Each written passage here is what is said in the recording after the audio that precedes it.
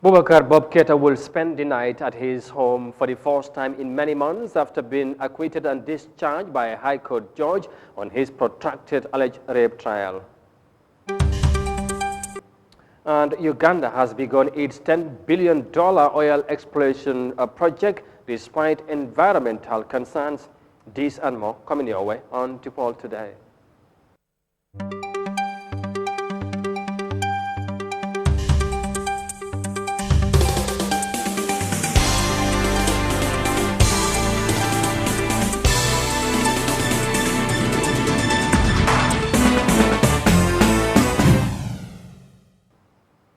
Hello, this is Eyeafrica TV and you are watching the World Today News Bulletin coming to you live from our studios in Banjul.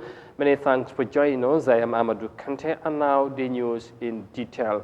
And we begin with one of the most dominant story of the day here in the Gambia because Justice Mamadou S.M. Jallo has told the Banjul High Court that Boubacar Bob Keita is not the biological father of baby Mohammed, reading from a DNA result that also excluded fellow paternal suspect Pamodu Jam from being the biological father of the late toddler.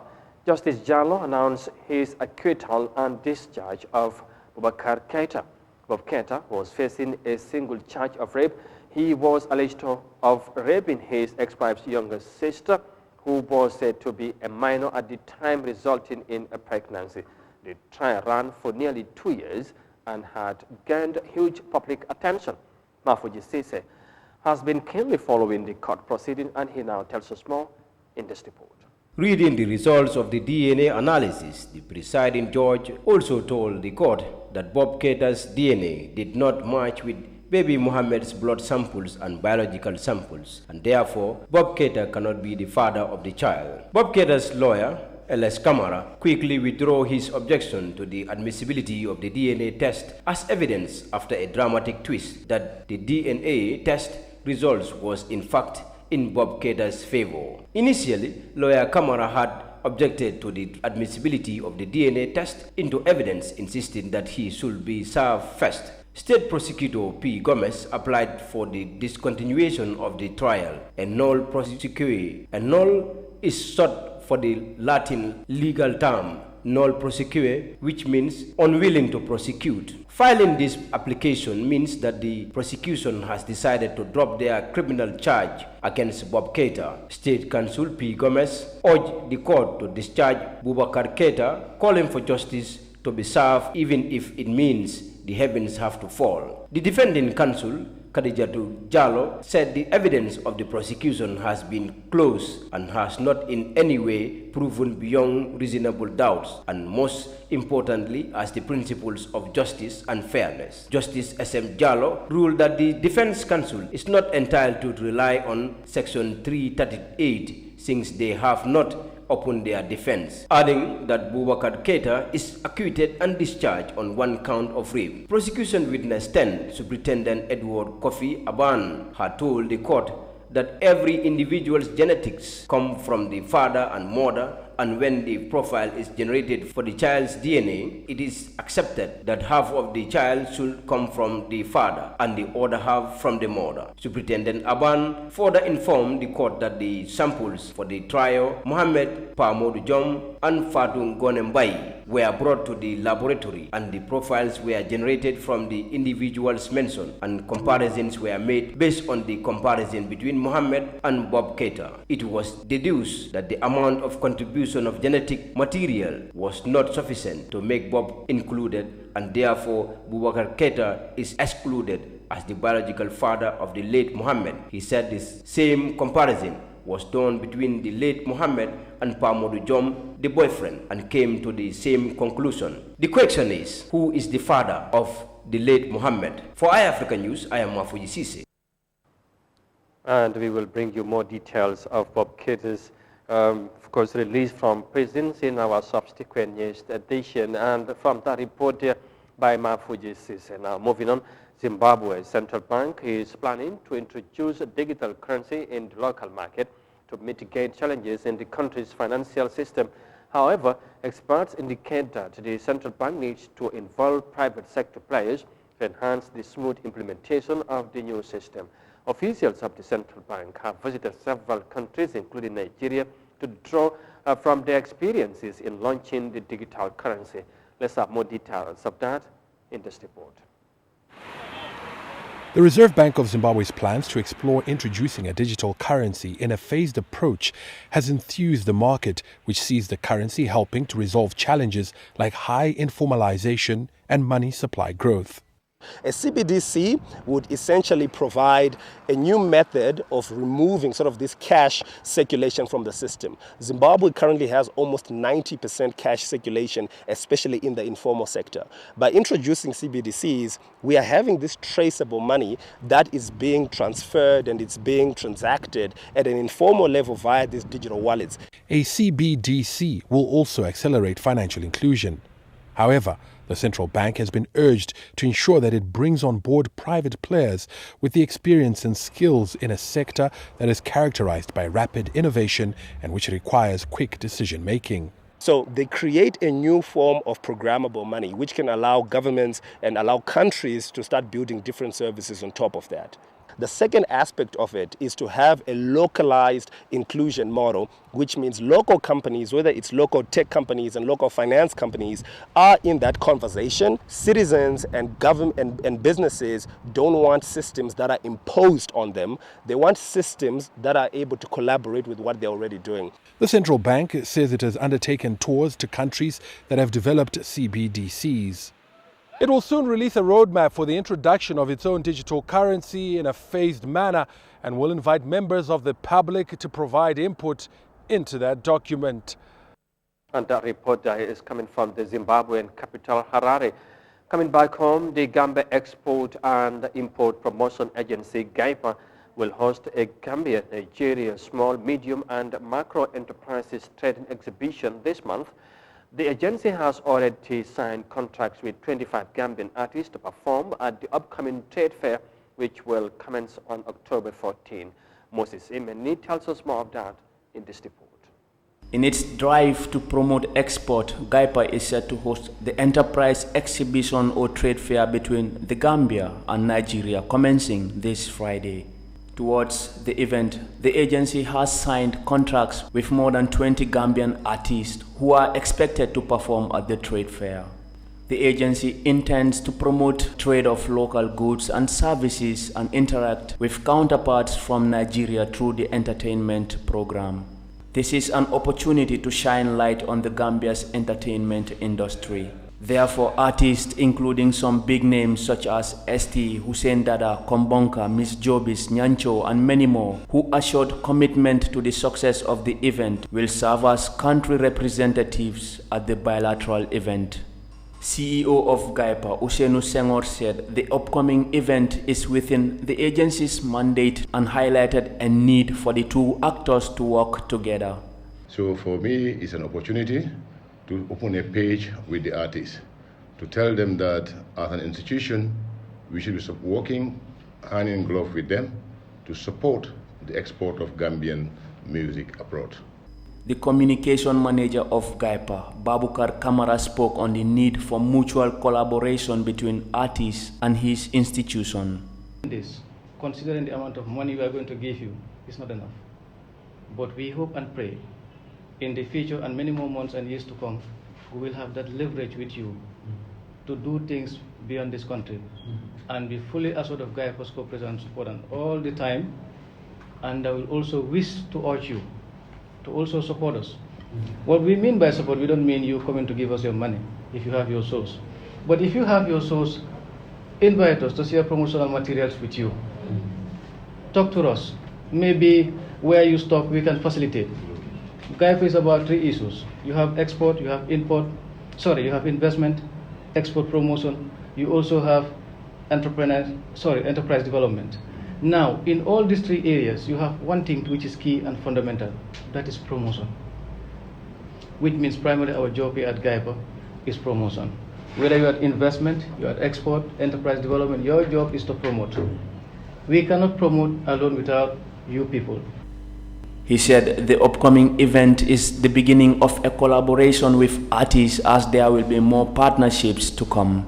Mohamed Suare, public relations officer of the Musicians Union of the Gambia, said it's the first time that artists have been brought on board and requested for more involvement. This is the only project we have, first time in the Gambian music, directly to the artists. This is the first ever project we get, and we are appealing still, let this opportunity continue every year, because we cannot promote our trade of Gambian creative sector. When you talk about creativity or creative sector, it's not all about music only. Music is a component, but we have a lot of things inside that component. And as far as GAIPA is the backbone of Gambian investment, I think we need this to be continued to make sure how our Gambian creativity. The entertainment program has incurred up to $1 million from GAIPA's coffers, but will culminate in the socio-economic development of the Gambia. Nigerian superstar Tenny and her team, including some actors and actresses, will be part of the Nigerian delegation coming to the Gambia for the event. Moses Imendi, Eyeafrica News. Well, we only hope the signed Gambian artists will take the opportunity to explore the chances and break barriers to get to the international scene. And elsewhere in the continent, as the world continues to grapple with food insecurity, Ethiopian authorities have initiated measures to boost its agricultural production to mitigate foreign dependency. This African nation has expanded its farming activities with a view to meet up local demand and export reserves to neighboring countries. Bakeries and restaurant owners have welcomed the initiative, which have helped them to get enough supply. Let's have more details of that in this report. A vast land area covered with wheat soon to be harvested. This is the result of Ethiopia's scheme growing wheat in almost all its regions to become self-sufficient and guarantee food security. Prime Minister Abiy Ahmed has launched an even bigger plan for wheat production in this Eastern African nation. Bakeries and restaurants across Ethiopia are reportedly getting a better supply of wheat and flour thanks to the massive production of the grain across the country. More than any other time, we get the surplus amount of wheat in this country. Over the last few years, it was difficult to get it for our bakery, but in recent times, that is all becoming better and better. I believe it's because of the wheat we are growing locally. Ethiopia has given a high priority to the production of wheat to substitute imports. The government did not import wheat last year and was able to harvest 2.5 million tons. The Minister of Agriculture predicts Ethiopia can export up to 3 million metric tons of wheat to its neighbors. If our local consumption together with our reserve takes up to 107 million tons of wheat, the amount of surplus wheat we have is obviously huge. So if we can export at least 50% of that surplus, we can export from 2.5 million to 3 million metric tons of wheat. Ethiopia and Kenya have already signed an agreement for the latter to import wheat come 2022. That agricultural-related report from the Ethiopian capital, Addis Ababa, takes us to the break, and stay with us. We'll be right back. There's more coming ahead.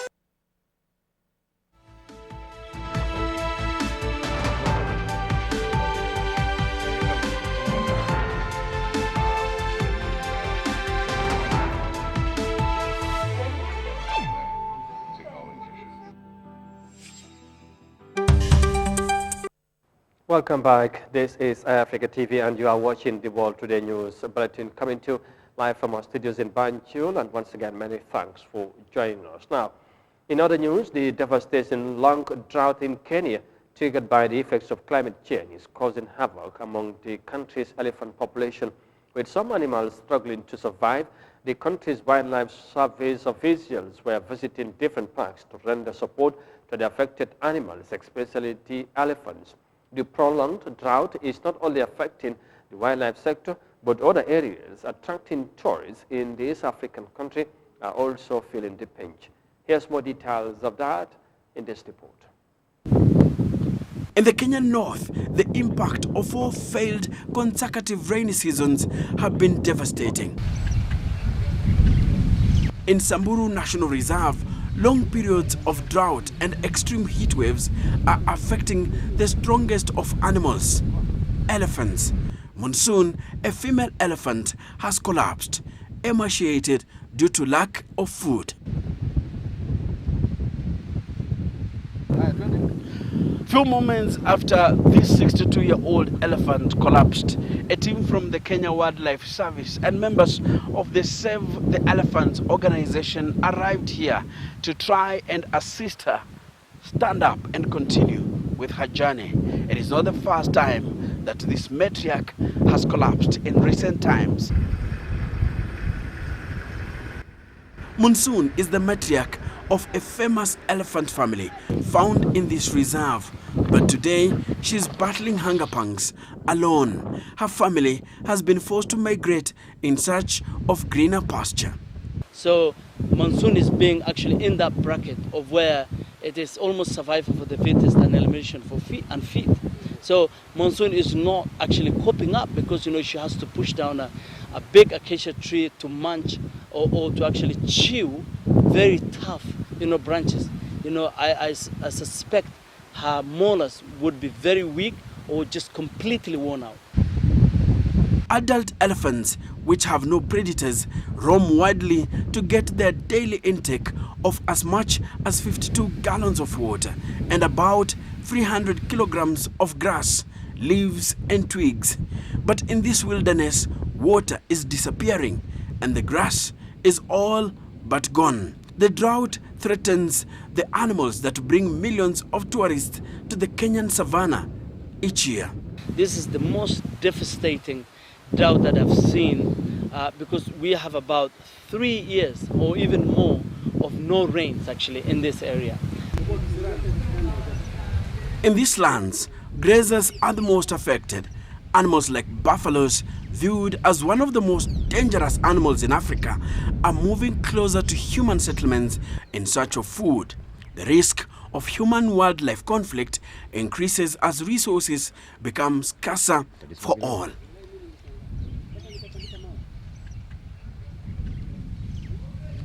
From Kenya, finally to Uganda, where, of course, despite the environmental and human rights concerns from different stakeholders, including the EU Parliament, Uganda's $10 billion oil project has begun operations.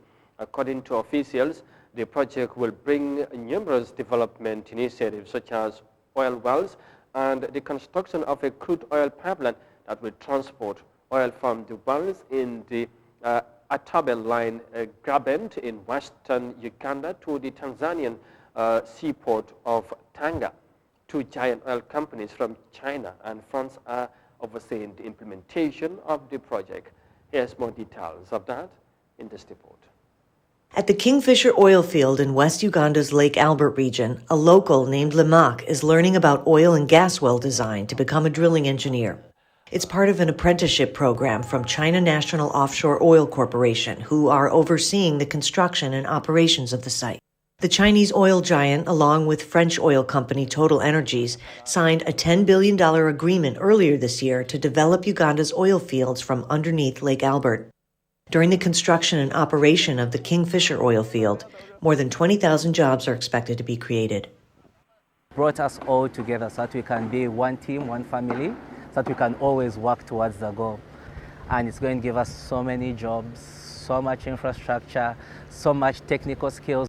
Representatives for both oil companies have confirmed their commitments to sustainable solutions with minimal environmental impact. For example, this CNOOC rig will use directional drilling, which better protects sensitive environments. Drilling is expected to start in December, with production scheduled to begin in 2025. And that report here from Uganda eventually brings us to the end of this news edition. But for more details on this and other stories, as always, as ever, you can visit on our website on Eyeafrica.tv. But for now, many thanks for the privilege of your company. Thanks for watching. Stay safe and do have a pleasant evening. Bye for now.